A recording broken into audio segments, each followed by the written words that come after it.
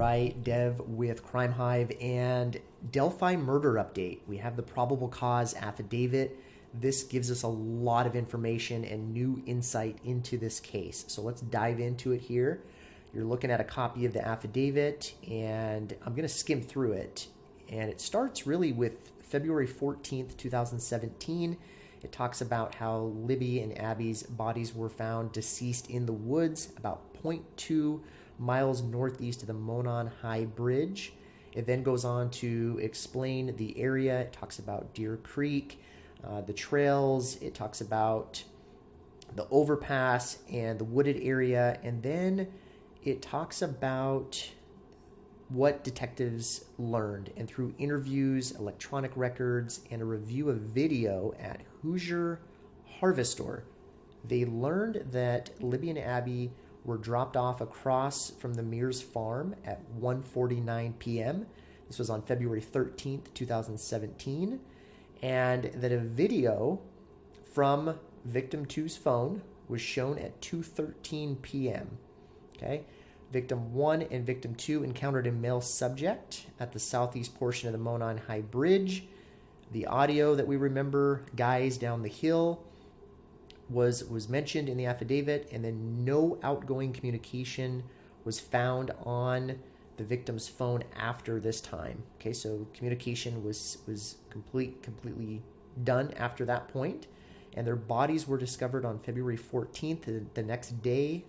And what they learned was a male subject had approached Abby and Libby, and one of the victims actually mentions the word gun. Okay, that's important later on here. Near the end of the video, that's when we hear guys down the hill. But there was a mention of gun, and that was corroborated here through this affidavit. Okay, moving forward, this is huge evidence right here. There was a .40 caliber unspent round that was less than 2 feet away from victim 2's body.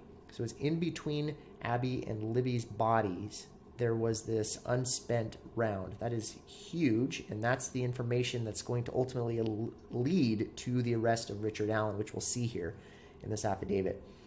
The round was unspent, and it had extraction marks on it, and those marks, when forensics look at that, is just as identifiable as a fingerprint. It's very unique. And forensics, as you'll learn, was able to identify that round as being connected to Richard Allen. You'll see why. There were also witness statements. Okay, there were interviews with 3 separate juvenile females. They were all on the bridge on February 13th. They advised that they were walking on the trail towards Freedom Bridge to go home when they encountered a male walking from Freedom Bridge toward the Monon High Bridge. Okay, they described him as kind of creepy, that he was wearing light blue jeans. He had his light blue jacket on, grayish hair, maybe brown, didn't really show his face. He had a duck canvas type of jacket. They even said hi to him, but he just glared at them. The witnesses recalled him being in all black and had something covering his mouth. They described him not being very tall, but a bigger build, no bigger than 5'10", and that he was wearing a black hoodie, black jeans, and black boots. Okay, so a few different situations here where they're describing his clothing and his demeanor. They said that he had his hands in his pockets, and investigators showed photographs that she took on her phone the day she was on the trail. So there were photographs, and this included the Monon High Bridge taken at 12:43 p.m. Another one was at 1:26 p.m. And she also took a photo of the bench that they started walking towards the Freedom Bridge. So there was photographic evidence that police had. And again, these statements are talking about how this individual that they encountered was wearing a blue or black windbreaker type of jacket. And the person was walking like they had a purpose, like they knew where they were going, and hands in the pockets, head down, and they believed the person to be a white male. Okay, so you're hearing different different accounts of what this person looks like, very similar descriptions, and we learn that he was standing on the first platform of the Monon High Bridge, approximately 50 feet from her. This is one of the witnesses here. And she turns around at the bridge and she continued to walk. But she advised that approximately halfway between the bridge and the parking area across from the Mears farm, she passed two girls walking toward the Monon High Bridge. She believed those two girls to be Abby and Libby. Okay. There was video from the Harvest store at 1:49 p.m. that shows a white car matching that vehicle traveling away from the entrance across from the Mears farm. She finished her walk and saw no other adult males other than that male on the bridge. Okay, so only one male was found at that time in that area on that trail. Okay. She said that when she left, okay, this is a witness that was leaving, she saw a vehicle was parked at the old Child Protective Services building. Okay.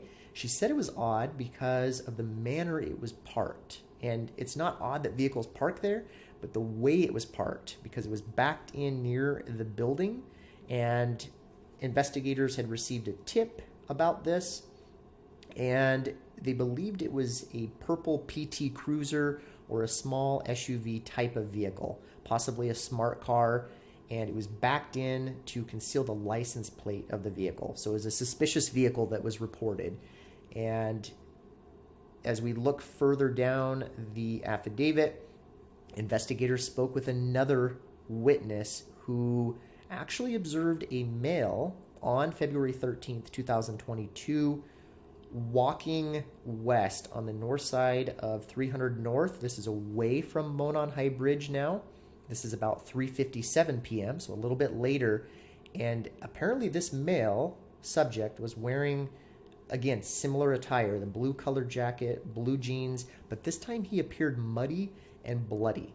It seemed as if he had gotten into a fight, according to this witness. So now we've got four witnesses that are describing a very similar person and really only seeing this person on the bridge while they see the two victims on the bridge around the same time. So they're starting to piece all of this together through witness statements. And then again, these witnesses are saying that no other individual was encountered. None of the other individuals encountered the male subject. Let's see here. Okay, so those were juvenile girls. Now, investigators, this is when we learned that they started reviewing prior tips, okay? And they knew that Richard Allen had talked with police, and it was documented, okay? So from that previous statement, Richard Allen admitted to being on the trail between 13:30 and 15:30 hours, okay? 1:30 to 3:30 p.m. That fits that timeline.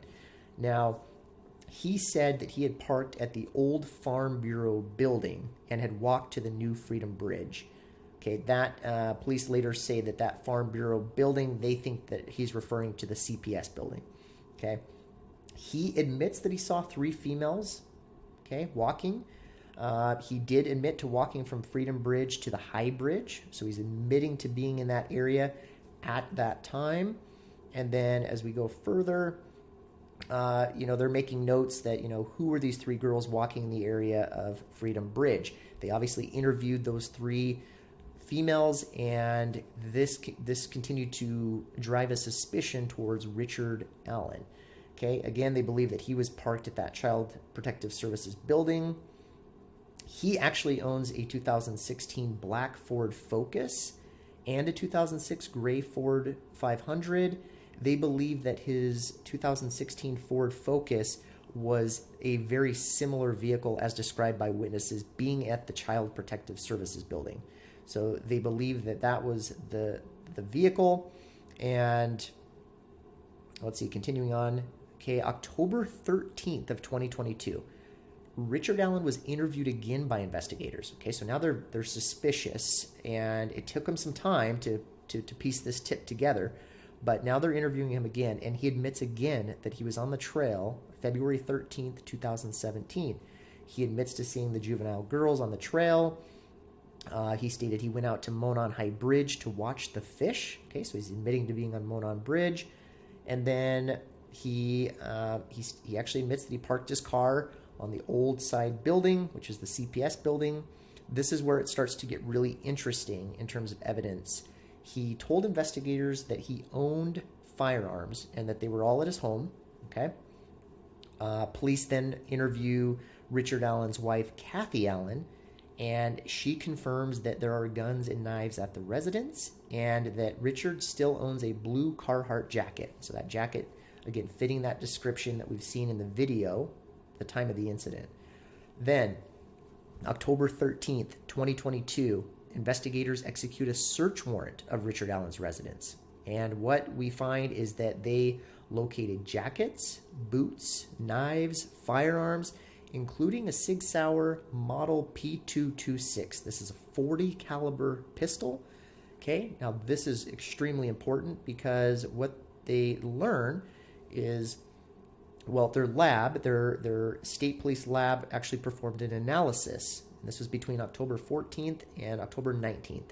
The lab performed a physical examination of the firearm. Okay, so they're looking at the function test, the barrel, the overall length, the measurements, the test firing, the ammunition component characterization. They're looking at all these details, and they actually determine that the unspent round that was found between Libby and Abby, that was found within 2 feet of their bodies, was actually cycled through Richard Allen's Sig Sauer. So his weapon, his gun, that bullet had actually been cycled through and had fallen, onto the ground where investigators were able to collect that evidence. So again, these are very individual marks, and the evidence is very strong right there because of the striations and the impressed marks that are left behind on that round.